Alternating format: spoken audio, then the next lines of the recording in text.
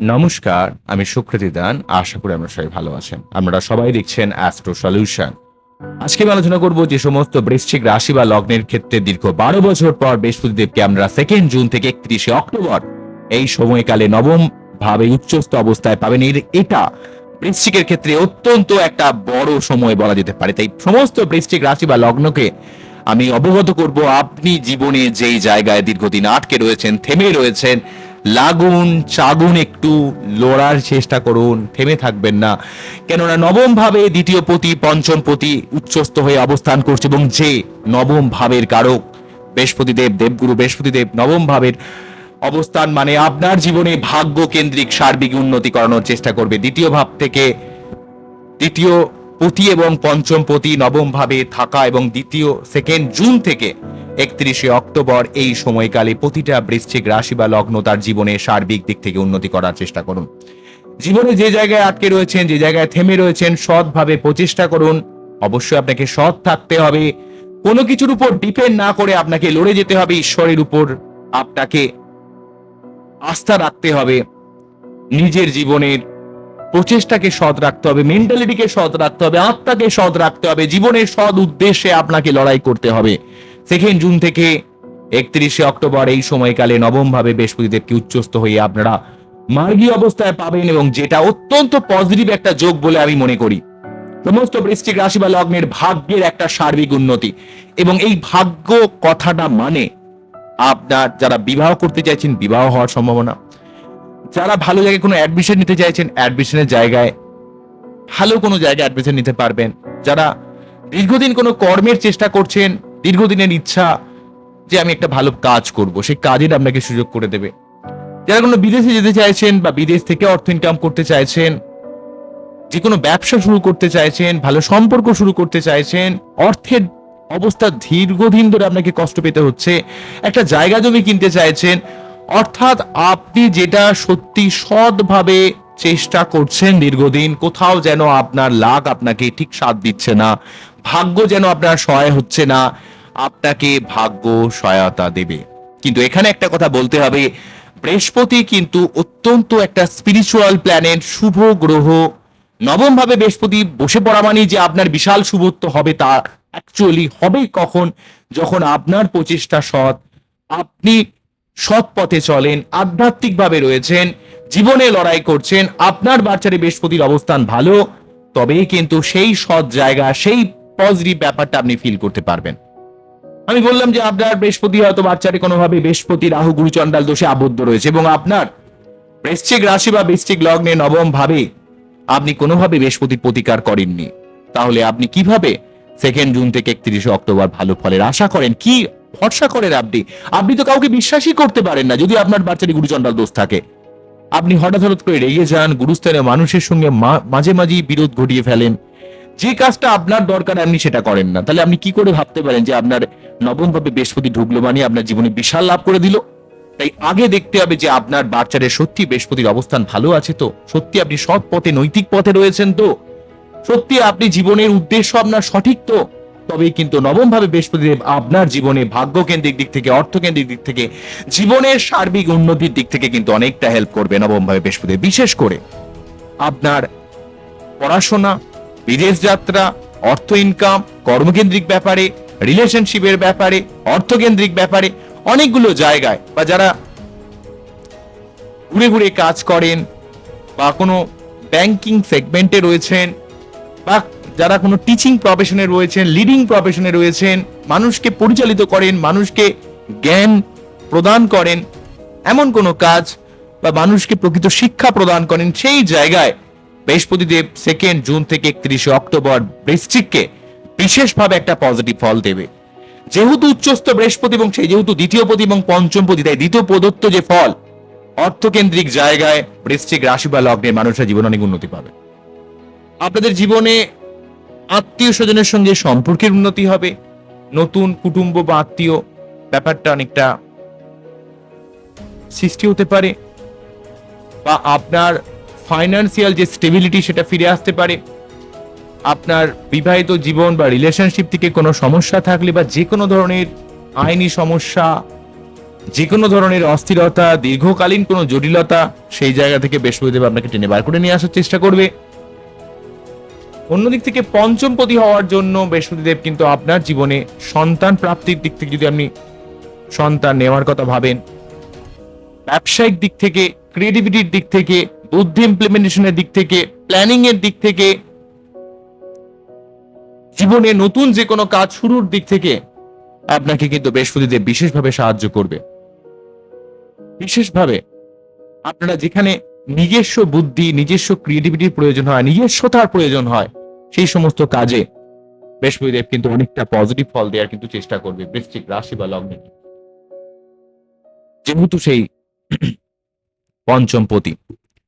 Already পঞ্চম ভাবে বৃহস্পতিদেব কিন্তু নবম ভাব থেকে দেখবে, এবং তার জন্য সন্তান, ব্যবসা, ক্রিয়েটিভিটি, ঐশ্বরিক হেলথ, জীবনের পড়াশোনা কেন্দ্রিক ব্যাপারে, যারা পড়াশোনা করছেন, স্টুডেন্ট রয়েছেন, প্রেমের ব্যাপারে, রোমান্টিকতার ব্যাপারে, মানসিক শান্তির ব্যাপারে, জীবন সম্পর্কে একটা পজিটিভ অ্যাটিটিউড আপনি কিন্তু পাবেন, এবং সেই সঙ্গে অর্থ বা কর্মকেন্দ্রিক ব্যাপারেও বৃহস্পতিদেব আপনাদের যথেষ্ট হেল্প করবে। অন্যদিক থেকে বৃহস্পতিদেব এখানে নবম ভাবে অবস্থান করে, যেহেতু তার প্রথম যে দৃষ্টিটা চলে যাচ্ছে লগ্ন বা রাশির উপর, লগ্ন বা রাশিকে প্রভাবিত করা মানে আপনার জীবনে আপনি যে দীর্ঘদিন ধরে একটা ডিপ্রেশন, হতাশা, একাকিত্বের মধ্যে থাকেন, যে জীবনের যেন আর কিছু হবে না, আর কিছু আমি লাইফে আর কোনো লাভ নেই, সব শেষ হয়ে গেল, আর আমি জীবনে কিছু পাবো না, এই ধরনের যে মেন্টালিটি, সেই মেন্টালিটির আপনার পরিবর্তন, আপনি জীবনকে নতুন ভাবে দেখবেন। ঈশ্বর যেন আপনাকে আপনার মধ্যে এক অন্য লেভেলের মানসিক ক্ষমতা প্রদান করবেন। যখন দেখবেন আপনি মানসিকভাবে অনেক স্ট্রং, তখন জীবনের সমস্যাকে আমি খুব তাড়াতাড়ি শর্ট আউট করে বা সেই প্রবলেমকে সলভ করতে পারবেন।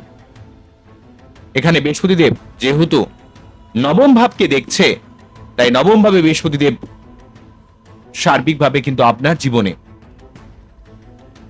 মন মানসিকতার মধ্যে একটা পজিটিভ অ্যাপ্রোচ তৈরি করবে, মানসিক শান্তি বা জীবনে বড় বড় কাজগুলোকে সার্বিকভাবে সাফল্য দেওয়ার চেষ্টা করবে।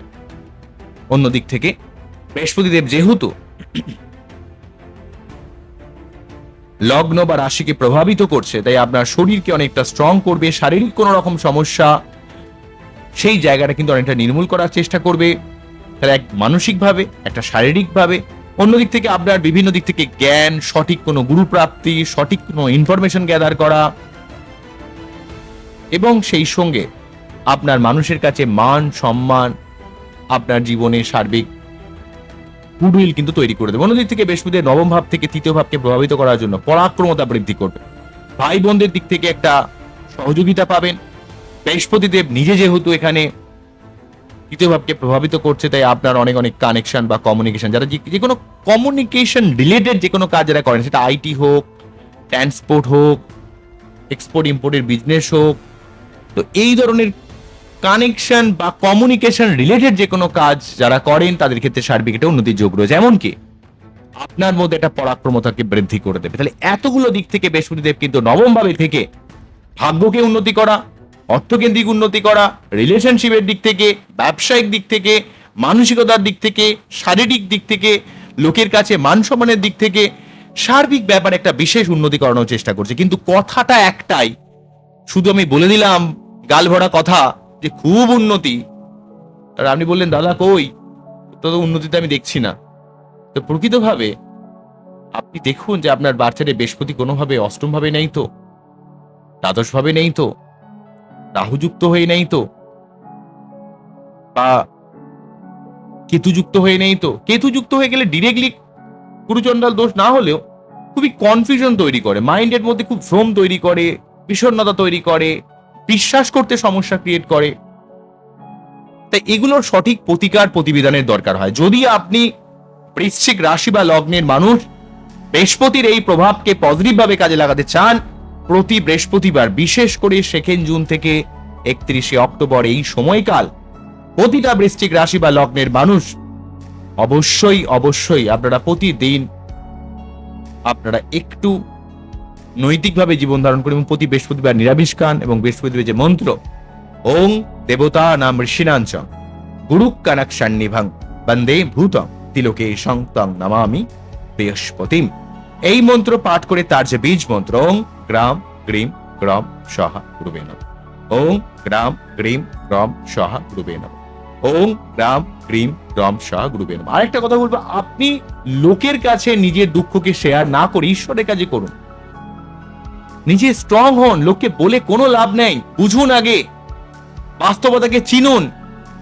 কেউ আপনার প্রবলেম সলভ করবে না, কারু এসে যায় না আপনার কি হচ্ছে।